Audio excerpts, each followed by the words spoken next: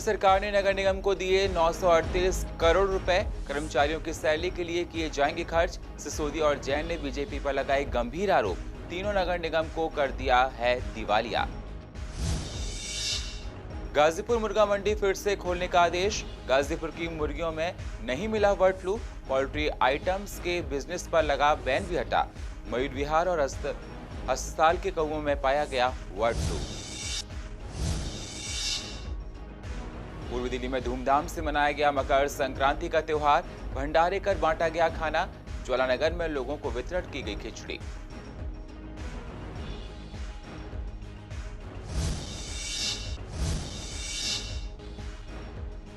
पूर्वी दिल्ली में bird flu को देखते हुए मीट की दुकान पड़ी सुनी। अधिकतर दुकानें दिखी बंद। बर्ड फ्लू की वजह से काम पर पड़ा है असर।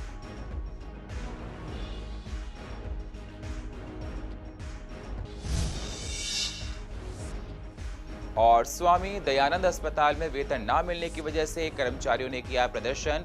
हाथों में बैनर तख्ती लेकर किया सांकेतिक धरना। कर्मचारियों ने कहा कर्ज लेकर चला रहे हैं घर।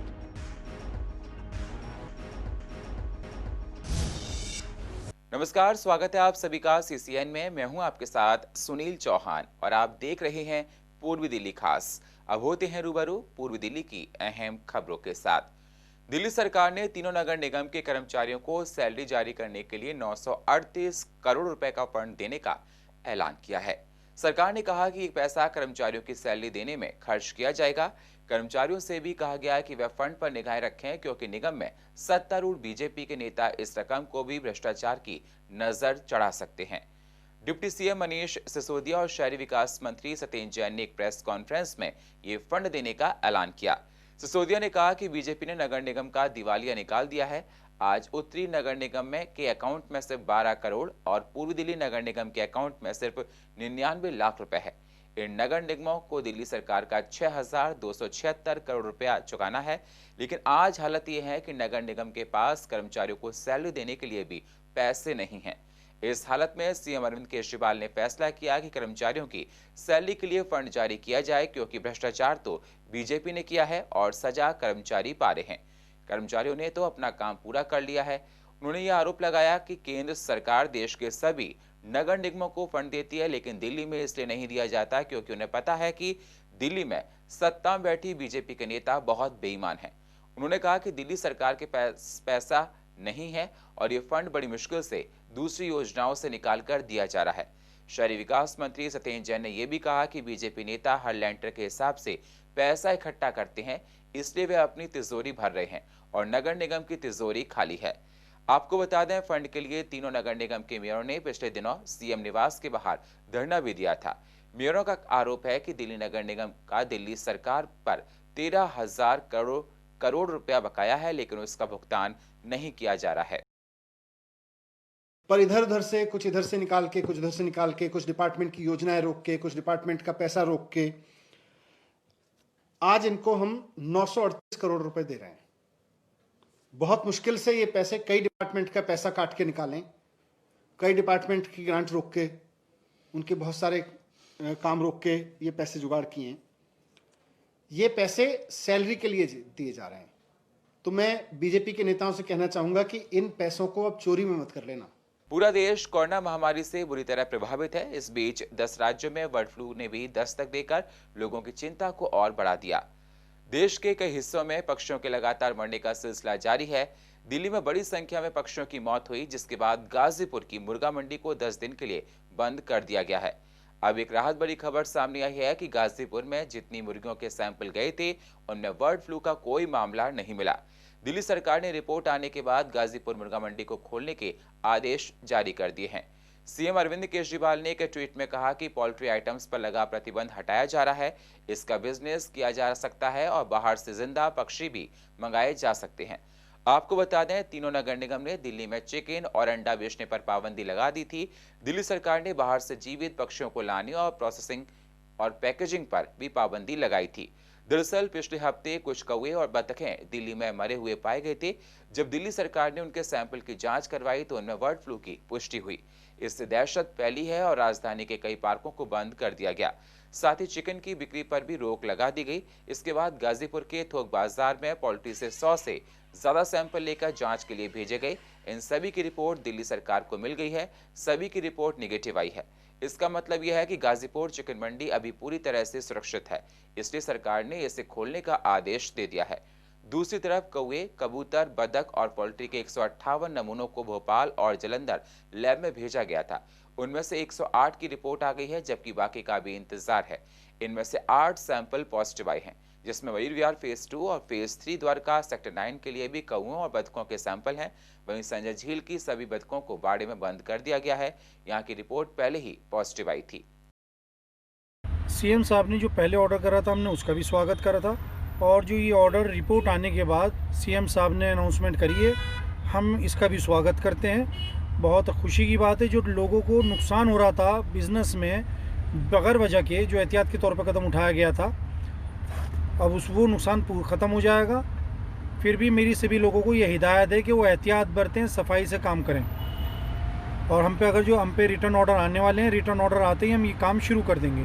पूर्वी दिल्ली में बर्ड फ्लू की वजह से चिकन मीट की दुकानें सूनी पड़ी हैं। अधिकतर दुकानें बंद दिखाई दे रही हैं। दुकानदारों का कहना है कि बर्ड फ्लू की वजह से मंडी बंद हो गई थी और दुकानों माल नहीं आ पा रहा था, जिसकी वजह से बहुत नुकसान उठाना पड़ा।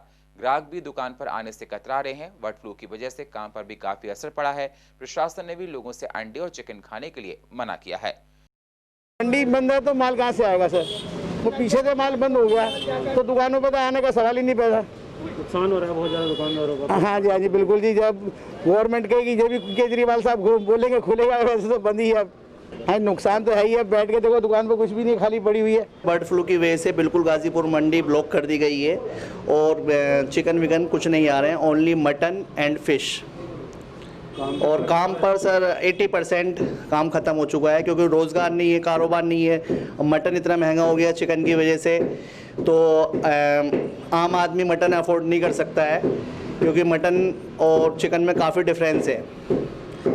काम पे 85% काम नहीं है। चिकन की अच्छी खासी सेल होती थी, शादी पार्टी ब्याह सब में मोस्टली चिकन ही यूज़ होता था। गाजीपुर बॉर्डर पर किसानों के आंदोलन को 50 दिन हो गए। किसान बिना कानून वापस लिए हटने को तैयार नहीं। नए कृषि कानूनों को लेकर किसानों का आंदोलन आज चल रहा है और सुप्रीम कोर्ट ने कृषि कानून के अमल पर रोक लगा दी है और नई कमेटी का गठन किया। ऐसे में किसान ये कमेटी बनने से नाखुश भी नजर आ रहे हैं। आज मनजिंदर सिंह सिरसा ने किसानों से मुलाकात की, गाजीपुर बॉर्डर गए और किसानों से मिले। किसानों का कहना है कि जो कमेटी में पहले लोग थे वही इसका समर्थन कर रहे थे, तो ऐसे में कैसे हम इस कमेटी पर भरोसा कर सकते हैं, और हम सरकार से ही चाहते हैं कि कमेटी ना बनाए और इस काले कानून को रद्द करें। और जब तक ये तीनों कानून रद्द नहीं होते तब तक हमारा आंदोलन ऐसे ही चलता रहेगा। देखिए, वो सुप्रीम कोर्ट ने जो कमेटी बनाई है, दोनों ही कानून जो बातें जो सुप्रीम कोर्ट ने कही, अब उनका औचित्य रह नहीं जाता। जो उन्होंने कहा कि इसके ऊपर स्टे है, वो पहले से ही कानून देश में लागू हो चुका है। अब उसको स्टे करना ना करना को तो कोई औचित्य रह नहीं जाता। जो कमेटी बनाई है उन लोगों की बनाई है जिन 4 लोगों ने पहले ही जाकर इन कानूनों को कहा ये कानून अच्छे हैं। जो मान है उन्होंने तो यहाँ तक कृषि मंत्री को जाके ज्ञापन दिया और कहा कि ये कानून जल्दी लागू होने चाहिए, हम इसके सपोर्ट में हैं। जो पद्मा जोशी हैं उन्होंने यहाँ तक कह दिया कि इसमें एमएसपी होनी नहीं चाहिए, मिनिमम सपोर्ट प्राइस की जरूरत ही क्या है, देश को नया चीज़ मिलनी चाहिए। तो चारों जो विशेषज्ञ बनाए, ये सारे ऐसे विशेषज्ञ हैं जो सरकार की आरती उतार रहे हैं, पहले से ही इन कानूनों की आरती उतार रहे हैं। इसलिए ऐसे विशेषज्ञों की राय सुप्रीम कोर्ट क्या लेगी? उनकी राय तो टीवी चैनलों पर, अखबारों में पहले से ही पड़ी है, क्या राय लेनी उनकी? हाँ, मेरे कहने से कोई बहुत फर्क नहीं पड़ेगा, लोगों को पता चल ही गया है, ठीक किया या गलत किया लोगों के सामने ही है। अब मुझे एक बात बता दो, सुप्रीम कोर्ट अगर कल एक फैसला कर दे कि बैंकों का पैसा कैसे बचाना है, ये विजय माल्या और वो नीरव मोदी बताएंगे, तो बताओ आप उस फैसले को क्या कहोगे? चंदननगर में मकर संक्रांति के मौके पर कंबल वितरण और हेल्थ कैंप का आयोजन किया गया, जिसमें कांग्रेस नेता गुरचरण सिंह राजू मौजूद रहे। इस मौके पर गुरचरण सिंह राजू ने कहा कि नए साल की शुरुआत का यह त्योहार सभी के लिए खुशियां लेकर आया है। मकर संक्रांति के मौके पर ठंड को देखते हुए सर्दी से बचने के लिए जरूरतमंदों को कंबल वितरित किए गए। और हमारे एक छोटा सा प्रयास है कि नव वर्ष के उपलक्ष्य में जरूरतमंदों को कंबल, बच्चों के लिए मस्ती की पाठशाला, जिसमें बच्चों को डांस प्रोग्राम और कुछ कॉम्पिटिटिव पेंसिल बांटने का प्रोग्राम भी रखा है। कंबल वितरित किए जा रहे हैं, बच्चों का ड्राइंग कंपटीशन कराया जा रहा है, बच्चों का चित्रकला प्रदर्शन कराया जा रहा है, बच्चों को डांस कंपटीशन कराया जा रहा है यहाँ पे, और डॉक्टरों की टीमें लगी हुई हैं, अपना वो कैंप लगा रखा है हमने, जो चेकअप वगैरह कर रहे हैं फ्री, क्योंकि कोरोना ने पूरा हमारा 1 साल बर्बाद किया है।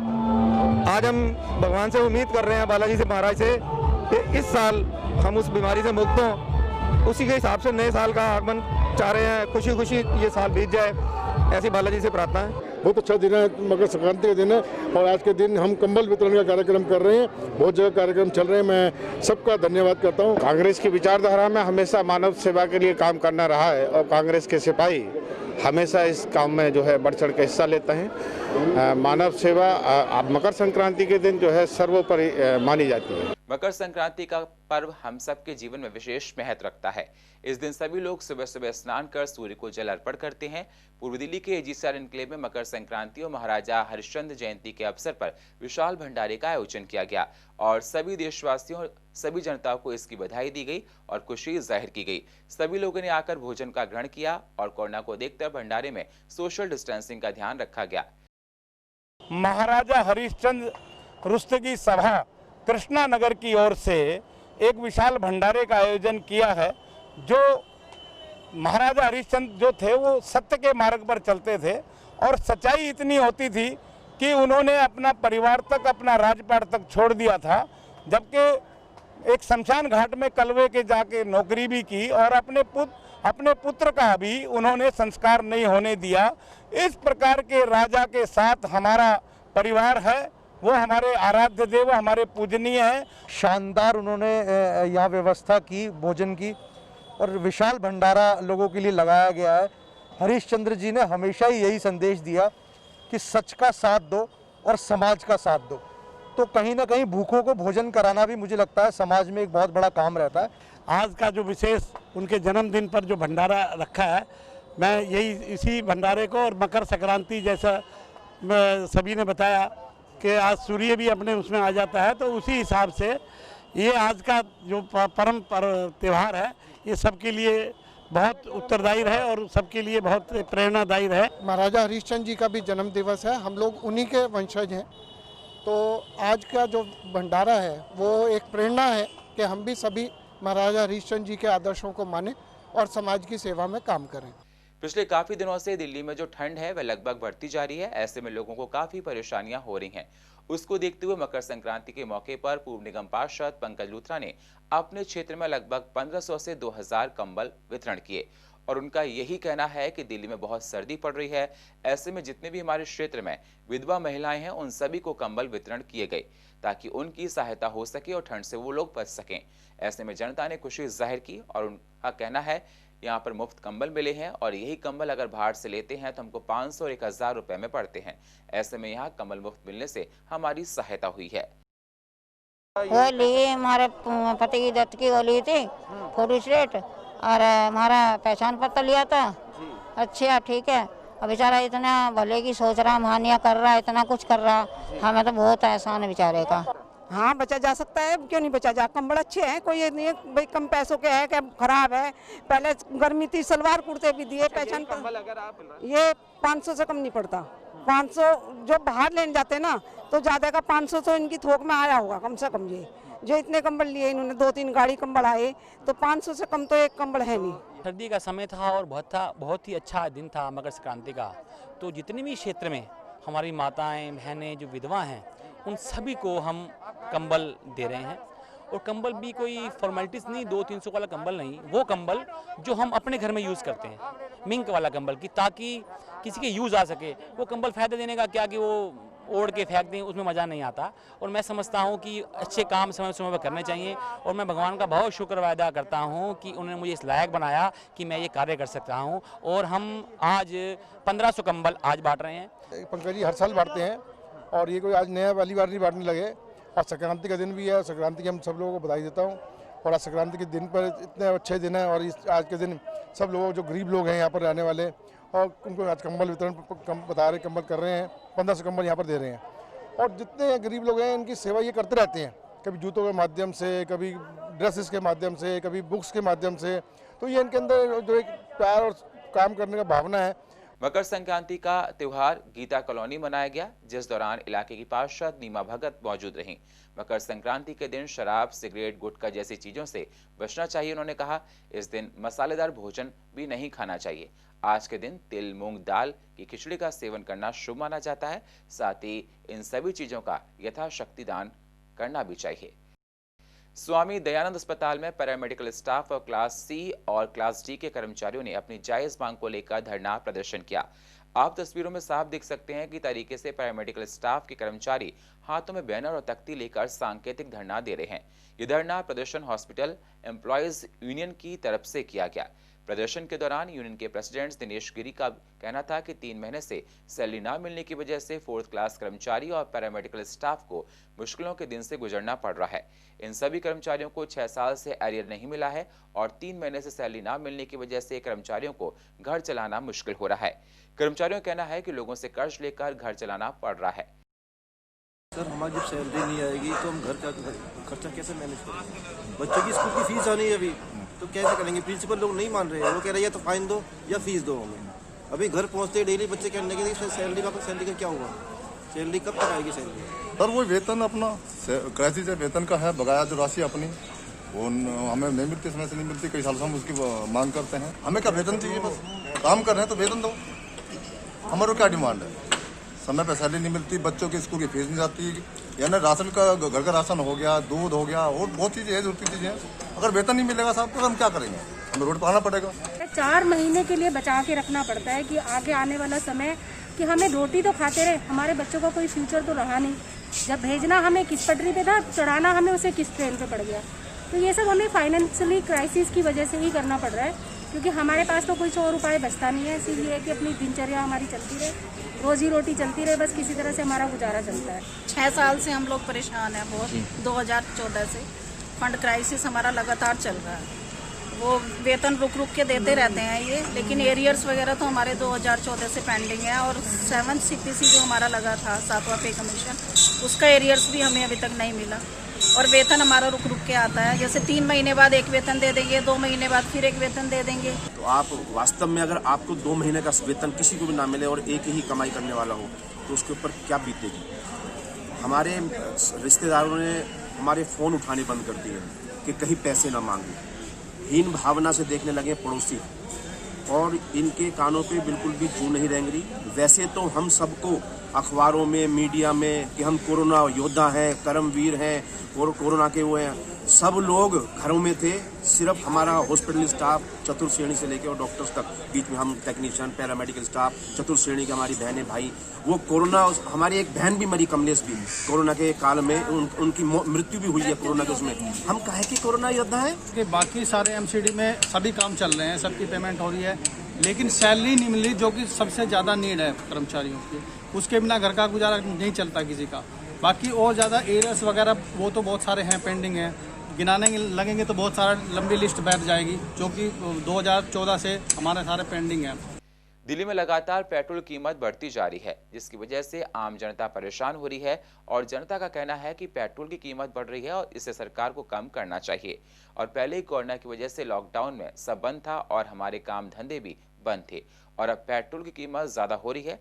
पहले हम 100 का पेट्रोल डलवाते थे, अब हफ्ता भर चलता था, लेकिन अब 3 दिन ही चलता है।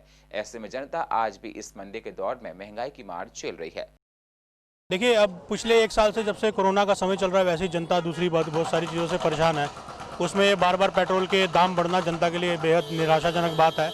मैं तो ये सोचता हूँ, कहाँ गए वो सारे बीजेपी के नेता जो बार बार इस बात को लेकर ढिंडोरा पीटते थे कि पेट्रोल की कीमतें बढ़ रही हैं, पेट्रोल की कीमतें बढ़ रही हैं। आज देखो तो ग्राउंड पे कोई भी इनका बीजेपी का नेता नज़र नहीं आता, और आए दिन किसी न किसी और न्यूज़ के आड़ में ये लोग पेट्रोल की कीमतें बढ़ाए जा रहे हैं। ऐसे में पता नहीं जनता का क्या होगा। लोग अपने घर नहीं चला पा रहे हैं, लोगों की इतनी मुसीबतें खड़ी हुई हैं, घर चलाने मुश्किल हो रहे हैं, लोगों की जॉबें नहीं हैं, जॉब देने में ये सरकार बिल्कुल असमर्थ हुई है, लोगों के धंधे चौपट हुए पड़े हैं, सिर्फ और अडानी और अंबानी की जेब भरी जा रही है। देखिए, जनता तो हर तरफ से इस समय महंगाई की मार जो है वो झेल रही है, और जहां तक सरकार जो है इस समय सत्ता के अंदर, वो सिर्फ ये खोज रही है कि जनता को हम किस तरह से निचोड़ें और किस तरह से निकालें। जिस तरह से गैस सिलेंडर पे सब्सिडी ख़त्म कर दी गई एकदम, या पेट्रोल के दाम एकदम बढ़ा दिए, और चारों तरफ ख़ास तौर से दिल्ली की बात करूंगा, इसके चारों तरफ इस समय किसानों का जो संघर्ष चल रहा है उस पर दिल्ली वासियों का जो कामकाज जो है बिल्कुल ठप है। इस समय सरकार को सोचना चाहिए कि हम जनता को क्या सुविधा दें। या तो सत्ता में जो गवर्नमेंट है इसको ये डर है कि अब हम जा रहे हैं, जितना समेट सकते हैं उतना समेट लें, ये उस आधार के ऊपर चल रहे हैं। जनता देखिए महंगाई के साथ साथ कोरोना की मार भी झेल रही है। कोरोना की वजह से कुछ लोगों की नौकरियां चली गई। नौकरियां जाने के बाद क्या रहा कि सरकार जो है एक काफ़ी केंद्र सरकार दिन पर दिन पेट्रोल के दाम बढ़ाती जा रही है। केंद्र सरकार ने तो जैसे सौदा कर लिया है अडानी अंबानी जी का, किसानों की वो कोई सुनवाई नहीं कर रही है। ऐसे में हम जैसे मैं खुद मेरे को कंपनी ने लीव विदाउट पे करके घर पे बिठा दिया है। मेरे को कहीं पे भी आना जाना होता है, कभी पेट्रोल मेरा 1 हफ्ते से ज़्यादा चलता नहीं है। हम कहाँ से इतना करेंगे, कैसे लेके आएंगे पेट्रोल। और फिलहाल पूर्व दिल्ली खास में इतना ही। बाकी खबरों के लिए आप बने रहिए CCN के साथ। तब तक के लिए नमस्कार।